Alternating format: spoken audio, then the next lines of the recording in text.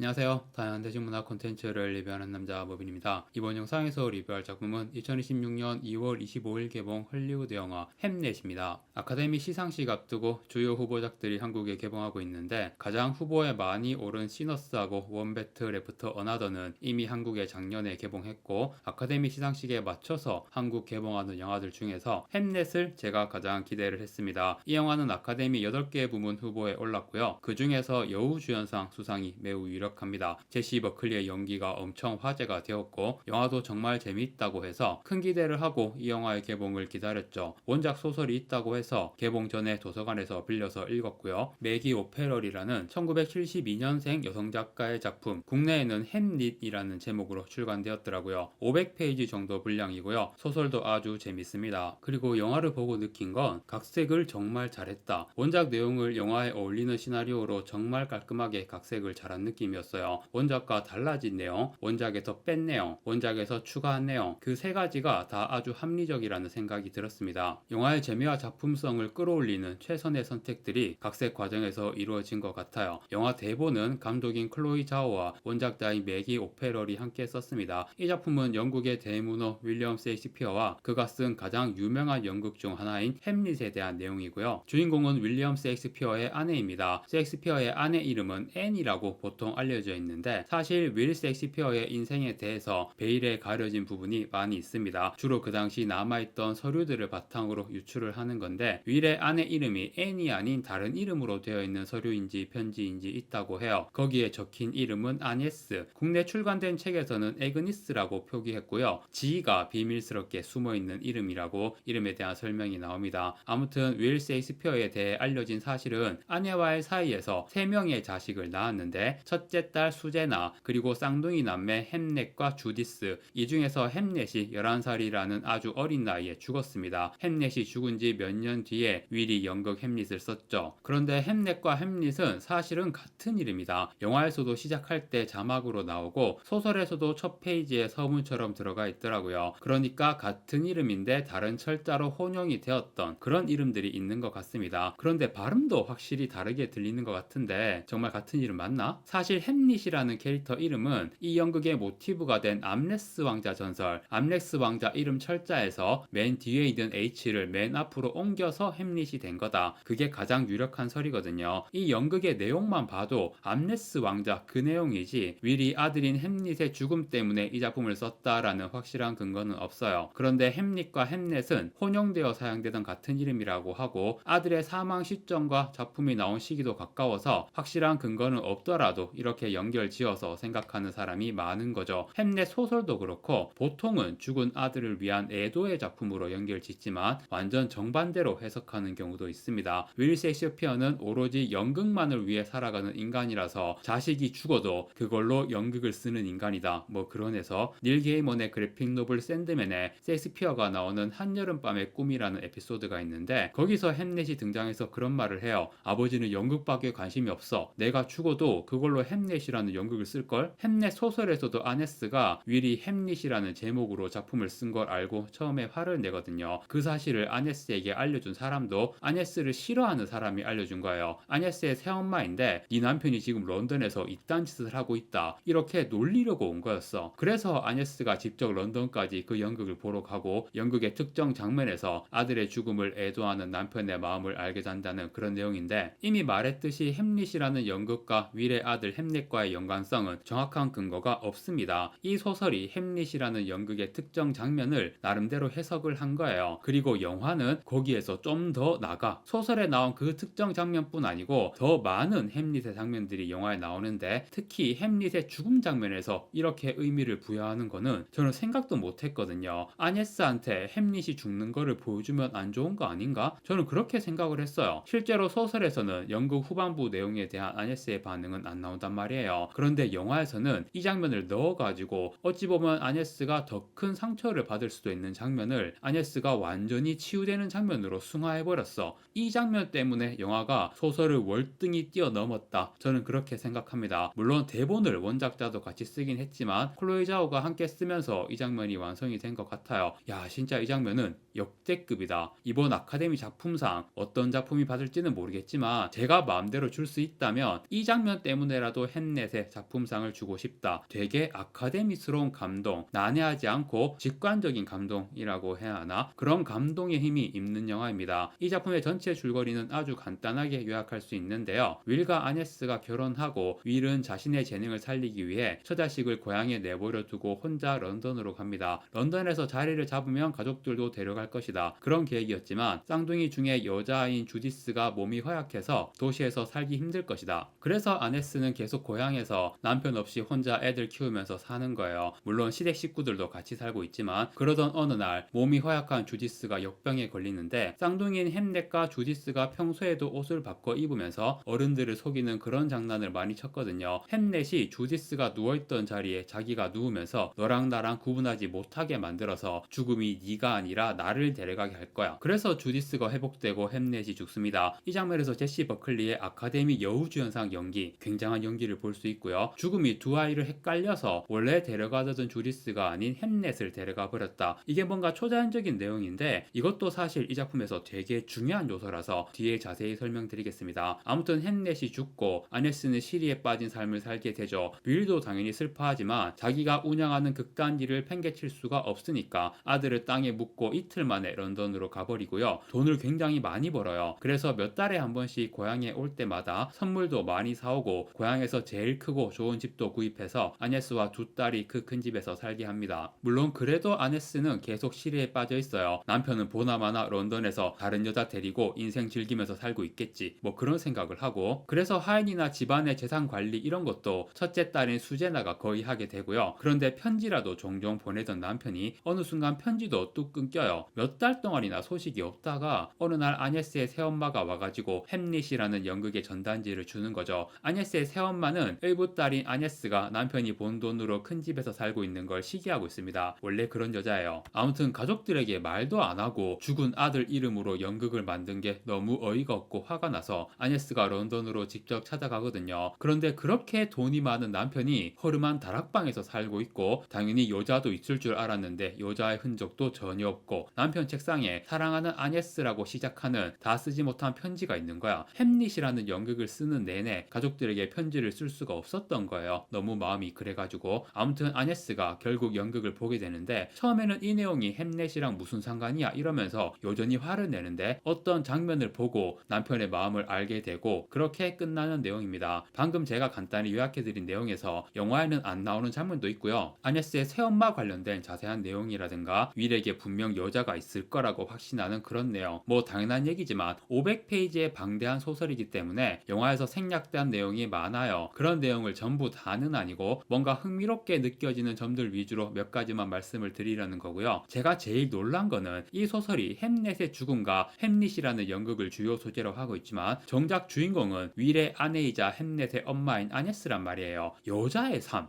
특히 남편이 집을 떠나서 자기 꿈을 펼치고 있을 때 집에 남은 아내이자 엄마가 어떤 삶을 살아가는지, 소설의 내용은 완전히 그게 메인이에요. 햄릿의 죽음은 그런 여자의 삶에서 일어나는 많은 힘든 일들 중 하나일 뿐이야. 물론 임팩트가 크고 가장 중요한 내용이긴 하지만 마지막에 햄릿이라는 연극에 담겨있는 윌의 마음이 드러나는 장면도 이 작품의 메인이라기보다는 일종의 킥이라고 해야 하나? 아네스의 삶이 메인이고 거기에 킥으로 첨가되어 있는 느낌이란 말이에요. 그런데 영화는 소설과 굉장히 다릅니다. 물론 영화에서도 아네스가 주인공으로서 가장 비중이 크긴 한데 윌의 비중도 굉장히 크거든요. 소설에서는 윌이 런던에 간 이후로는 고향에 돌아올 때 제외하면 윌이 거의 안 나와요. 특히 윌이 쓰는 연극에 대한 내용이 거의 없습니다. 이 작품이 셰익스피어에 대한 내용이라는 걸 알 수도 없을 정도예요. 햄넷이라는 제목을 보고 알 수 있는 거지 윌이라는 이름도 거의 마지막에 가서야 나오고 결혼 전에는 선생, 결혼 후에는 남편, 아빠 뭐 이런 표현으로만 등장하니까 이 인물이 셰익스피어인지 알 수도 없는 거예요. 그런데 영화에서는 로미오와 줄리엣 대사를 쓰고 있는 장면이라던가 그리고 엄마한테 선물이라면서 세 자녀가 보여주는 미니 연극이 맥베스 처음 시작 장면이잖아. 그런데 맥베스가 나온 연도를 생각하면 얘네들이 그 연극을 하고 있는 건 말이 안 되는 장면이긴 해요. 아무튼 영화에서는 윌이 등장하는 비중이 소설보다 훨씬 많다. 제시 버클리가 지금 아카데미 여우주연상도 유력하고 이 영화로 엄청 주목받고 있는데 폴 메스칼 메스칼도 저는 진짜 장난 아니었다고 생각하거든요. 아카데미 후보에 못 오른 게 이해가 안 될 정도로 제시 버클리와 폴 메스칼 둘 다 이 영화에서 엄청난 연기를 보여줍니다. 아무튼 여자의 인생에 대해서 집중적으로 그려내고 있는 게 원작 소설이에요. 보통 헐리우드에서 원작이 있는 작품을 영화화하면, 특히 여자 감독이 만들게 되면 소설보다 더 저쪽으로 가버리는 게 일반적이잖아요. 그런데 이 영화는 오히려 반대로 여자의 삶뿐만 아니라 좀 더 보편적인 인간의 삶과 감정에 대해 다루는 방향으로 갔고, 저쪽에 가 있던 원작을 이쪽으로 좀 당겨서 균형을 맞춘 영화가 소설보다 낫다고 느낀 가장 큰 이유가 저는 이것 때문이고요. 물론 그렇다고 제가 원작 소설을 까는 그런 건 절대 아닙니다. 소설도 진짜 훌륭해요. 애초에 영화 각본도 원작자가 함께 썼잖아요. 그리고 저는 소설이 여성의 삶에 대해서 집중적으로 보여주는 것도 되게 좋았습니다. 남자가 읽기에 불편하다거나 그런 느낌 조금도 없어요. 아무튼 영화가 이런 방향으로 만들어진 게 되게 놀라웠고, 그래서 소설에 나온 내용 중 영화에서 많이 삭제된 게 뭐냐면 초자연적이고 주술적인 내용들, 영화에서도 나오긴 하죠. 여러 가지 약초들 다루는 거나 손 여기 잡으면 그 사람의 모든 걸 알 수 있는 능력, 그런 거 영화에도 그런 식으로 나오는데, 소설은 영화에 나온 거에 한 10배는 더 나아요. 영화 중간에 양봉하는 장면도 잠깐 나오잖아요. 그 시절 양봉업자들도 보호구를 다 착용하는데 아네스는 아무것도 착용 안 한 채 벌집 막 아무렇지도 않게 꺼내요. 벌들이 웅웅거리는 소리를 듣고 뭔가 벌들의 행동에 대해 이해를 한다거나 거의 뭐 자연과 하나가 된 여자, 모노노케 히메입니다. 제가 소설을 읽으면서 영화 감독이 클로이 자오니까 클로이 자오 하면 별명 클로이 자연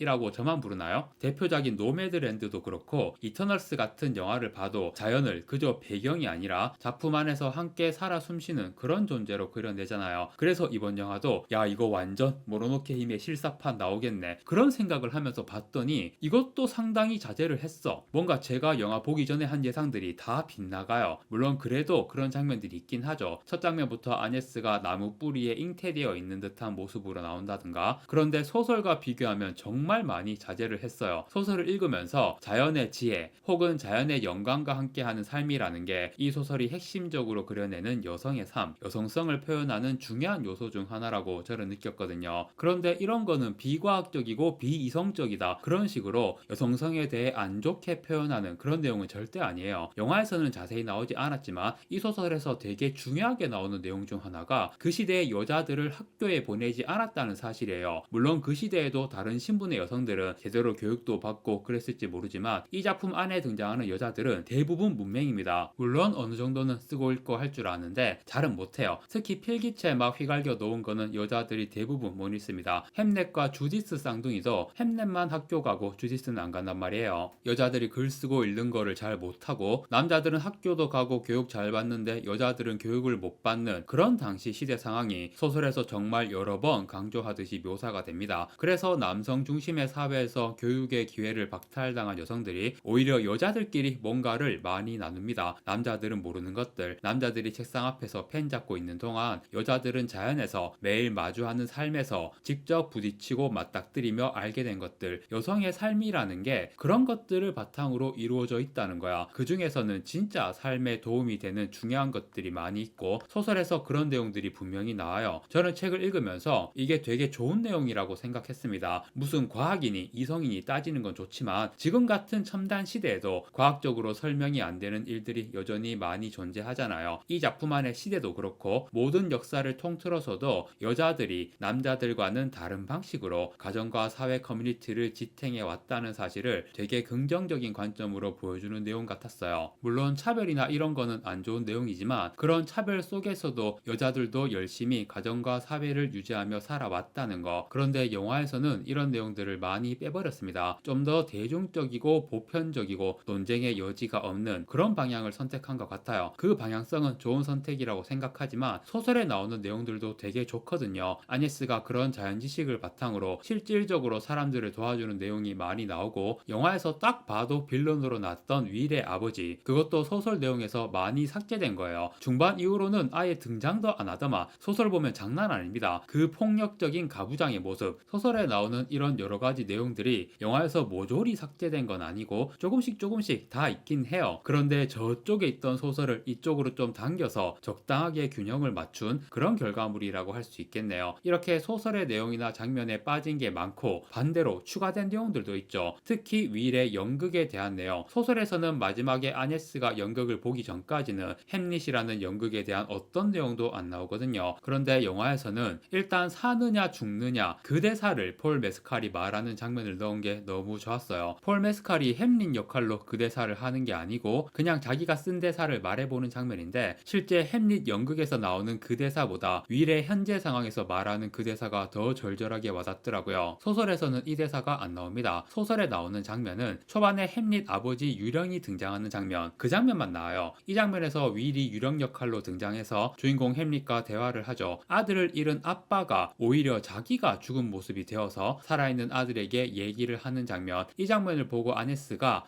윌이 아들과 자리를 바꾸었구나 라고 윌의 마음을 알게 되는 거죠. 사실 이 장면의 내용이 햄릿 내용이야 뭐 많이들 아실 테지만 간단 요약하면 햄릿의 아빠를 독살하고 햄릿의 엄마와 결혼한 햄릿의 삼촌 클로디어스에게 햄릿이 복수하는 내용이죠. 초반에 나오는 이 유령 장면도 아들아 나는 사실 네 삼촌한테 독살당했다 그 내용이 핵심인데 유령의 대사 중에서 자기가 독살당해 죽는 순간을 묘사하는 대사, 그 대사를 아들이 죽는 순간에 느꼈던 고통을 위로하는 대사로 해석한 거예요. 영화에서 이 대사를 할 때 폴 메스칼의 연기가 정말 대단합니다. 그리고 날이 새면서 유령이 사라지는데 잘 있어라 나를 잊지 말아라 라고 하는 게 유령의 마지막 대사예요. 나를 잊지 마 라는 게 햄릿 소설의 마지막 문장입니다. 나를 잊지 마. 이 문장으로 소설이 끝납니다. 그런데 영화하고 소설이 이 대사 연출 내지는 해석이 달라졌거든요. 영화에서는 이 대사를 윌이 관객석에 있는 아네스를 보면서 해요. 아네스에게 시선을 맞추고 마지막 대사를 한다 라고 나오거든요. 햄릿의 아버지 이름도 아들이랑 똑같이 햄릿이에요. 그래서 소설에서 나를 잊지 마라고 한 건 죽은 아들 햄릿을 영원히 가슴에 품고 살아갑시다 라고 윌이 스스로에게 그리고 아내인 아네스에게 하는 말인 거죠. 그런데 영화에서는 윌이 이 대사를 햄릿 연기하는 그 배우에게 합니다. 얼굴을 잡고 귀에다 대고 말하죠. 이거는 아들에게 보내는 애도이자 작별의 대사처럼 들립니다. 우리가 너를 정말 사랑했다. 그 사실을 잊지 마라. 그렇게 소설과 좀 다르게 연출된 장면인데 그런데 이 대사 자체가 이런 모든 의미를 다 품고 있는 것 같아요. 애도이자 작별 그리고 우리도 햄릿을 기억할 것이고 햄릿도 우리를 기억할 것이다. 조금 다르게 연출되긴 했지만 영화이든 소설이든 그런 의미들이 다 포함되어 있는 것 같습니다. 아무튼 소설은 이 장면으로 끝나고 소설에서 연극 장면이 마지막에 짧게 나오거든요. 그런데 영화에서는 거의 20분 정도 되는 분량으로 훨씬 길게 나왔어요. 더 많은 햄릿의 장면들이 나오는 거고 연극 전에 연습하는 장면도 있는데 햄릿이 오피리아와 대화하는 장면, 윌이 햄릿 배우의 연기를 엄청 엄하게 교정하죠. 다시 하면서 소설에서는 아네스가 이거를 알아보는 내용이 나옵니다. 남편이 저 배우에게 햄릿의 말투와 동작을 가르쳤구나. 그리고 소설에는 안 나오지만 이 연습 장면에서 배우의 머리가 검은색이에요. 그런데 공연할 때 햄릿과 같은 머리색으로 염색을 했고 소설에서 햄릿 머리 이쪽이 위로 솟아서 그거를 물 발라서 누르고 그런 내용도 나오는데 영화에서 소설에 나온 그 디테일도 살려준 것 같더라고요. 아무튼 진짜 햄릿의 모습으로 그 배우를 만들어 놓은 거예요. 죽은 지 몇 년 지났으니까 지금쯤이면 딱 이 모습일 거다 상상되는 그 모습 그대로 영화가 이 배우의 모습에 정말 공을 들였습니다. 이 역할을 한 배우가 햄릿 연기한 아역 배우의 친형이에요. 둘이 친형제니까 이 어린이가 성장한 모습이 이 모습이다 라고 자연스럽게 연결되는 거고 말투나 뭐 그런 부분까지 제가 디테일하게 다 알아보지는 못했지만 그런 부분도 세세하게 공을 들여서 연기 지도를 했을 거라고 생각합니다. 햄릿 연극의 마지막 장면이 소설에서는 안 나오지만 영화에서는 나오는데 햄릿과 레어티즈가 결투를 하고 독을 바른 칼에 햄릿이 찔리죠. 레어티즈도 칼을 햄릿에게 빼앗겨서 그 칼에 찔려 죽고 클로디어스가 햄릿 죽이려고 준비해 놓은 독이 든 술잔을 햄릿 엄마 거트루드가 잘못 마셔가지고 엄마도 죽고 레어티즈가 죽기 전에 모든 게 클로디어스의 음모다 라고 폭로하니까 햄릿이 클로디어스를 찌른 다음에 독이 든 술을 마시게 해서 클로디어스도 죽고 마지막에 햄릿도 독 때문에 결국 죽는 주요 인물 다 죽는 비극 엔딩. 앞에서도 말했지만 햄릿이 죽는 장면인데 아네스가 이걸 보고 아들이 죽었을 때 그 고통을 또 겪는 게 아닐까? 그런 걱정도 되잖아요. 그런데 이 작품의 연출과 연기가 심지어 다른 관객들 한 명 한 명의 연기까지도 다 그런 분위기를 만들어내면서 완벽한 애도와 치유의 장면으로 완성이 된 거예요. 소설에서는 이 장면을 넣지 못하고 유령 장면으로 끝났는데 영화는 특히 배우들의 연기의 힘으로 이 장면이 가능했던 것 같아요. 소설에 없는 이 장면을 영화에 넣은 거는 진짜 신의 한 수였고 너무 훌륭한 장면이었다고 생각합니다. 저는 진짜 이 장면 하나로 햄넷이 아카데미 작품상 받을 만한 영화라고 생각하는데요. 아쉽게도 수상이 더 유력한 영화가 따로 있죠. 물론 뚜껑은 열어봐야 아는 겁니다. 저는 햄넷이 작품상 받았으면 좋겠어요. 아무튼 제가 정말 기대를 했던 작품인데 소설도 영화도 다 너무 좋았습니다. 정말 너무너무 강추하는 영화고요. 영화뿐 아니라 소설도 많이들 보셨으면 좋겠습니다. 영화 햄넷의 리뷰는 여기까지 하고 마무리하겠습니다. 구독과 좋아요 부탁드립니다. 시청해주셔서 감사합니다.